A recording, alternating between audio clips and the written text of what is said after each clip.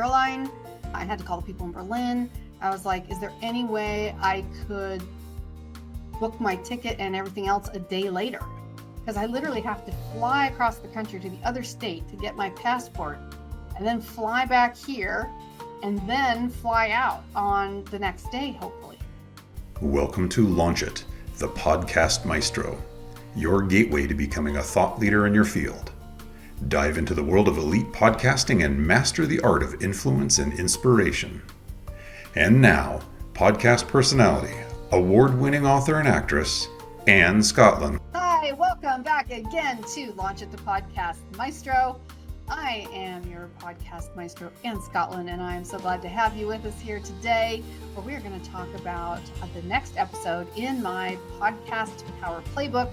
And this episode is about how to dominate your niche, so you're definitely going to want to stick around for that. But before you do that, please like, subscribe, drop this link to someone who might love to join us in here either now or once this is finished. They can use the same link to watch the show. So thank you for your comments and questions. I always get excited when those come in.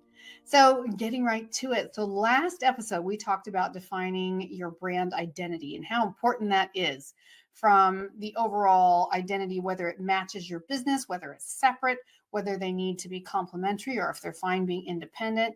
How do your things as simple and important as your color schemes help classify your space as your own, giving you a particular voice in your field. So if you missed that one, you might want to go back and check it out because there's a lot of really, really good things in there.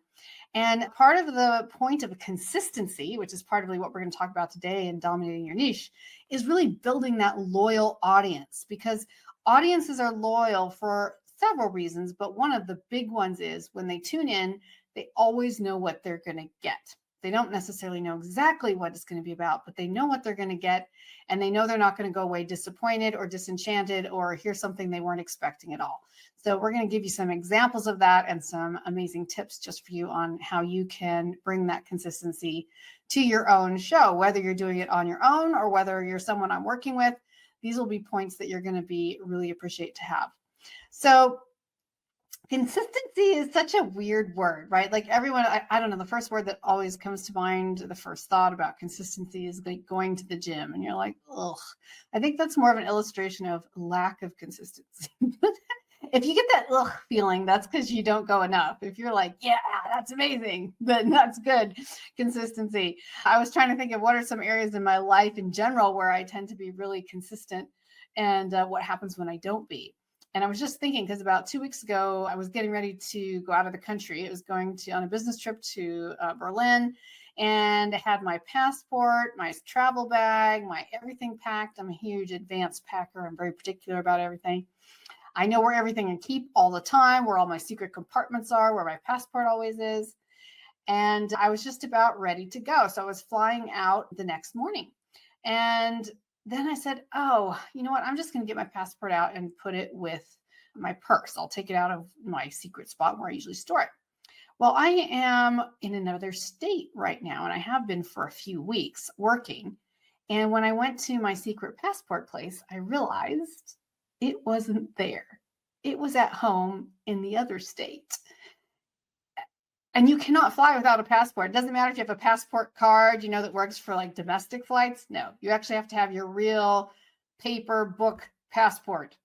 And I was like, well, what am I going to do? I have appointments. So I had to call the airline. I had to call the people in Berlin. I was like, is there any way I could book my ticket and everything else a day later? Because I literally have to fly across the country to the other state to get my passport and then fly back here and then fly out on the next day, hopefully.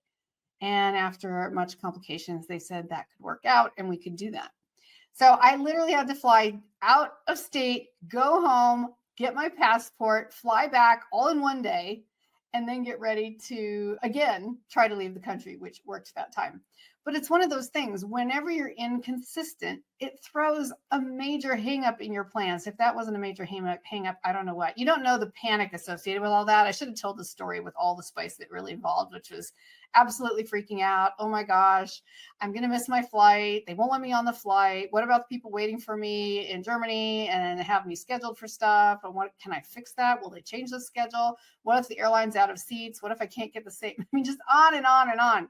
And the cost and money, I think just the round trip flight, everything cost me, it was close to $750 to $1,000 by the time I had to buy a last minute ticket home and back, and then also pay the adjustment for fees for my international travel.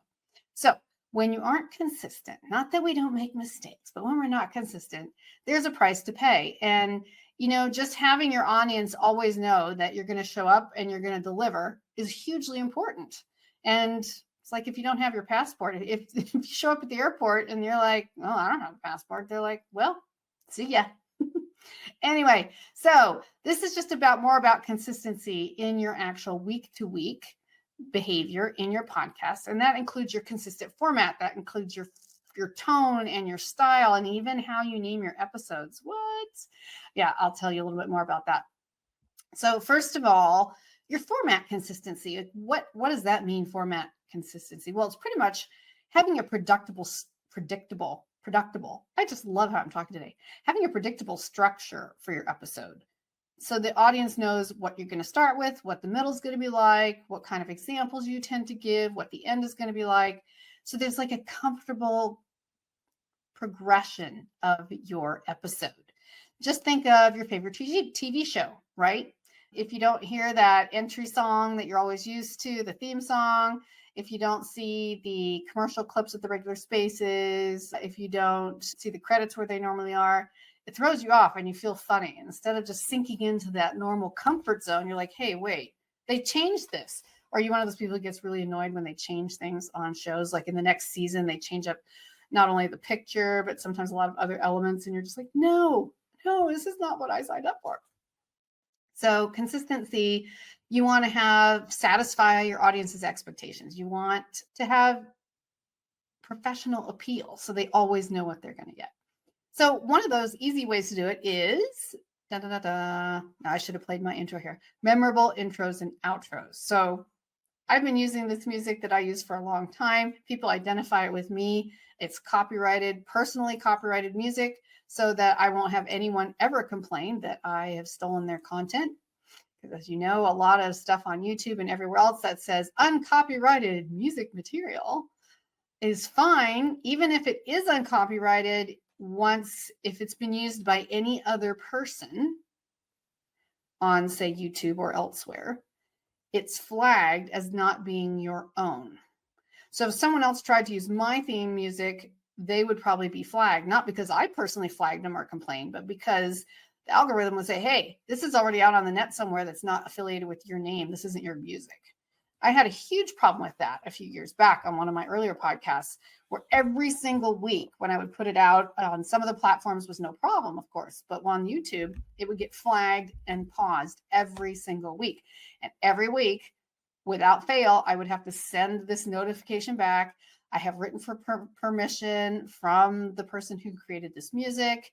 It is not copyrighted. I have permission in writing. Here's a copy. And they would release it. But is that really what you want to be doing every single week?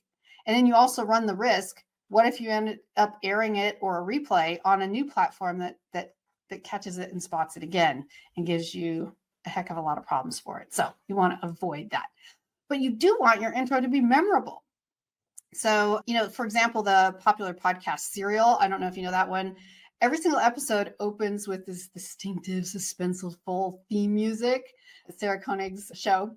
And it has this tone that is set for all this investigating storytelling that follows, right? It sets the mood. And you're like, it's like that theme song on your favorite show. And also, her episodes conclude with that same memorable theme music, and they always have a brief teaser for what's coming next time. So your listeners and viewers are like, oh yeah, waiting for the next installment. And I just want to throw that in there. So a lot of times I will use the word listeners on the show to describe your listeners, but also your viewers. So podcasting in its original form, of course, an audio-only platform, also still extremely popular as audio only. But there is a big trend of video podcasting being much, much more audience friendly. And I think I say this every week, but I'm going to say it again, because when you have an audio only show, everyone can listen to it, but no one can watch it if they feel like it. They can't see you, interact with you. I'm a very visual person. Like I really get a lot out of people's gestures and facial movement and expression in their eyes. Like that makes a huge difference for me into how I enjoy a show. But the reverse is better. If you have a video podcast, it can always be an audio podcast too, which is how this podcast and all my other ones are as well. So just a tip for you. So on your intros and outros with your music, keep it short. Make sure your music is branded to you and your sound effects, and make sure that your welcome messages are really, really consistent. So the other thing I want to talk about was segment structure. At least that's another important part of maintaining consistent format. And this is just like The Daily with Michael Barbaro at the New York Times, right? Very, very popular podcast, The Daily, really good show. I sure enjoy it. And it focuses, if you don't know it well already, on a single major news story of the day. And Michael's segments are really consistent. Again, it's like this, it's like walking into your favorite restaurant or bar, or coffee shop, where there's just like this vibe, like, I'm in a space that I can just space out, relax. If you're driving, if you're drinking a cup of tea or coffee, if you're whatever, it's just like, I'm in the Daily space, or I'm in the Anne Scottlin space. I'm in the Podcast Maestro space. So what is the energy of it? So Michael always starts that show with a brief overview of the day's main story, as you probably know, and it really kind of sets the stage for what you can expect. Then he gives you that main story, and it always includes a real deep dive format, like specialists, experts, people at the top of their game who know the most about what's being discussed. And then in his closing remarks, he summarizes the key points, as we always should. And then he even gives a brief update on other important news. How nice is that? Let's say you've spaced out that day and you haven't even actually seen the headlines. So first you hear the most important story, which is why you go. So you're not disappointed by having all that clutter news at the beginning, but at the end, you get a little update on the news or anything that might have changed very, very recently, so that you know what's going on in the world. So try to keep your introduction, your main body, your closing remarks similar. It really does help kind of create that vibe that is your show. It is the vibe of a consistent format. And as we started out talking about, the whole show today is about consistency. And by being consistent is one of the major ways to dominate your niche. And you can see some of these very popular podcasts that do that. Extremely predictable and consistent. And sometimes, even if you're a PG-13 talk show podcast, and, not so much like this show, but, you're wearing your sweats and your backwards hats and all the good stuff, right? You're having a blast, you're goofing around. Even that, people are coming for the consistency, because it might be part of the consistency that your mood is inconsistent and that you tell different kinds of jokes, but overall people still come away with the laugh, the entertainment, the, oh my gosh, look what he's up to today feeling. So keep consistent. Use that music, use your sound effects, even your catchphrases. Most of the big podcasts, if you know them well, have a catchphrases that they use. So maybe think about, this could be fun for the creatives out there. What are some of the catchphrases you might like to use to just make your show even more identifiable to you? And so let's take a break here and talk just for a moment on tone and style. What is the difference between the tone and style and just maintaining consistent format? Well, we've kind of talked about that a little bit already, but it's that vibe, the overall vibe that we've already talked about. It's helping build your brand identity. It's keeping your listeners really connected and clear on what you do. This is, again, such a great crossover episode between what we talked about in our last week, which was branding, and this week, which is consistency. So what do you mean by tone? Okay, let's say, what tone is the Joe Rogan Experience? Casual, right? Conversational, relaxed. What about Freakonomics Radio? Professional, very informative, formal. And then Comedy Big Bang, right? Comedic, lighthearted, humorous, like just, that's what the tone is. So what's the tone here? What would you say? You can tell me what you think it is, but to me, it's smart, informative, entertaining, and fun. That's what I shoot for anyway. So, and if you have any more tips on how I can do that better, let me know, because I'm always open. So, but just stay true to your natural style, which is me. I stay true to my natural style. Like, it's me. No matter what show you watch me on of my podcasts and shows, I'm still me. This is what you get. And your show needs to reflect you. Don't try to be someone that you're not. Don't try to put on an act that is like not in line with your normal personality. And be really willing to take that feedback so you can be mindful of your audience. And what are your style elements? This is, again, that consistent language, music, catchphrases. These are all the pieces that you really want to focus on. So another thing that people often forget about is what I mentioned earlier, which is like episode naming. And they're like, what are episode naming conventions? No, it's not a conference. Importance of clear naming conventions are so important. It helps in SEO, so people can help find you, and not just you, but specific episodes, or find themed episodes when they know nothing about you. They don't even know to search for you. They don't even know the name of your show, but the name is picked up and comes back in the search results if they are looking for how to properly prepare artichokes, and you are an artichoke expert. And does it look professional? But one of the conventions that people often forget about is numbering the episodes. Which is funny because I was just talking to my producer today about this and suggesting maybe we change the uniformity of the style of our numbering, because you want something that's really easy to remember. So, on TV, if you look at reruns, it's like S.2.E.4. So season 2, episode 4. You want something similar like that for your podcasting so that people can always see exactly where it is. The numbering is different from the naming. In my opinion, the numbering is secondary. I don't even think it's essential to have the numbering in your title. I don't usually. I use it more for internal purposes. But if you do want numbering in your title, you need to make sure it's always consistent. Like, is it episode spelled out, or is it EP period? Is it just 8.3, or is it pound, number 8.3?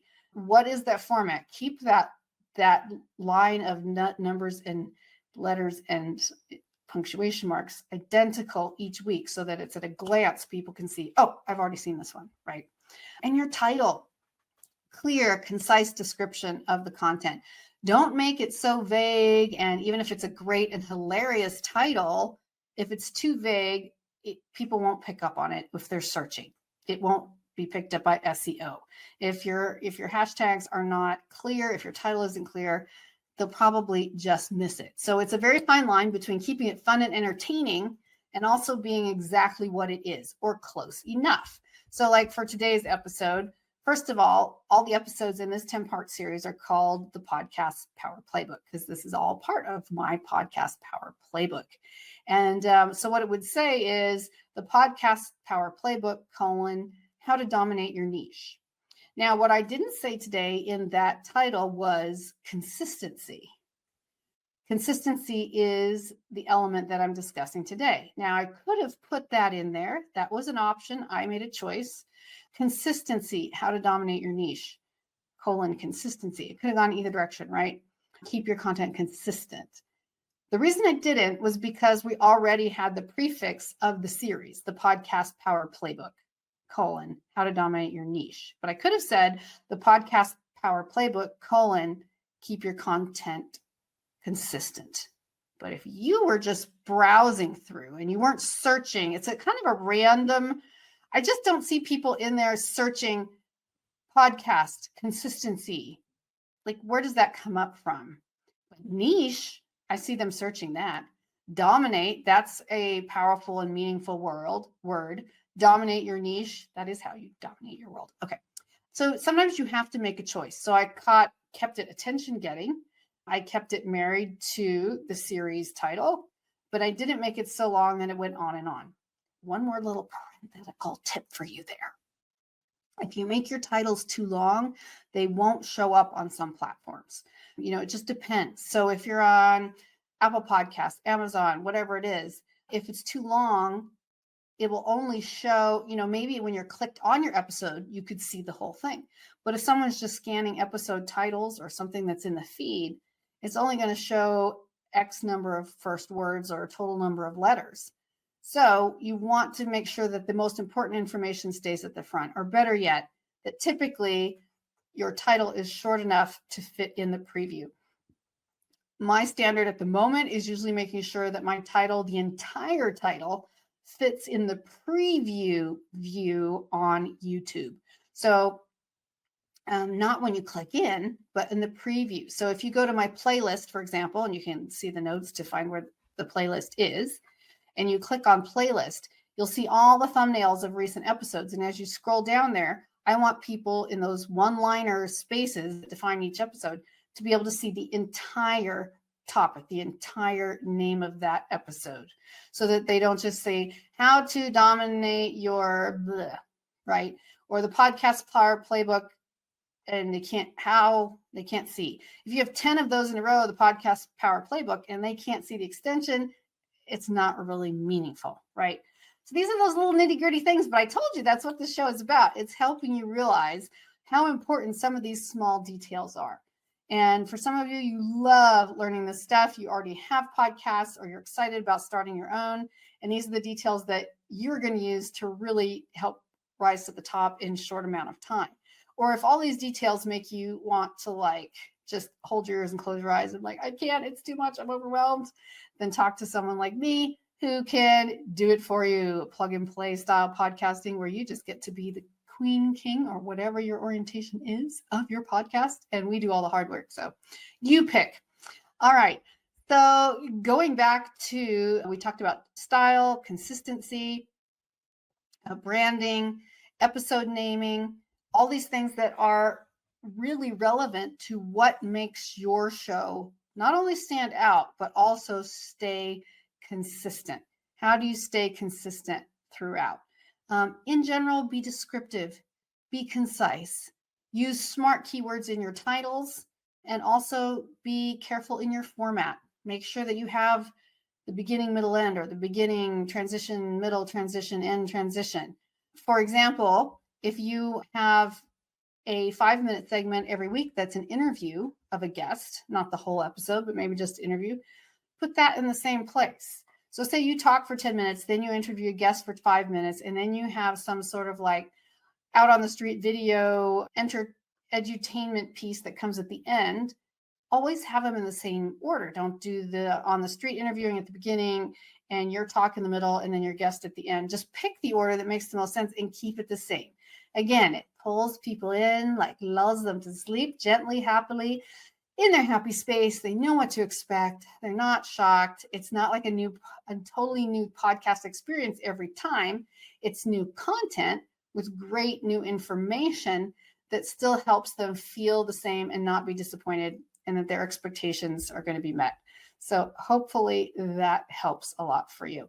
So I guess that wraps it up. Actually, we sped through today. It was probably me talking way too fast. So, you can change the speed in your viewer or in your listening platform. Most cases, you can make me go really, really fast like this, so I can hardly talk so fast you can even tell what I'm saying. You would make me take 2 times the speed, or you can make me talk really, really slowly. Okay, I'm just in a really goofy mood today. Bear with me. All right, so please encourage your friends to check this out and try these strategies for yourself on your existing podcast. If you're planning your next podcast or a new podcast, remember these elements. They're super, super useful, super helpful. And also, speaking of guests, in the near future, we will be having some really outstanding guests on the show who are going to pass on some of their unique knowledge that's helped them rise to the top in their podcast and in their niche, really helped make them a thought leader in their field. So keep coming back to this place to hear more about how to have a world-class podcast. And my next episode is going to be about engaging your audience. So how do you keep them really engaged? What does that look like? How does that dynamic work? It's one thing to produce content that is consumed, but it's a completely separate conversation about whether you're actually engaged. Just because you have a listener or viewer That's a step in the right direction, but that is not the full spectrum of what it means to have true engagement that will convert to followers, convert to clients, convert to dollars. That's how you want to know what's different. How do you keep your audience engaged? As always, you can find me right here on whatever platform you are viewing now. We stream live on Wednesdays, 9 a.m. Pacific, 12 Eastern, 5 GMT. And in the meantime, if you have any of the links of the shows that have already streamed, you can click on those, watch them in the past, go to the playlist that should be in the notes, and share this with someone else who might benefit. So until next time, thank you for being here. Send me your questions. I'm going to do another episode soon where I answer them live on the show. Be well, and we'll see you next time. Bye.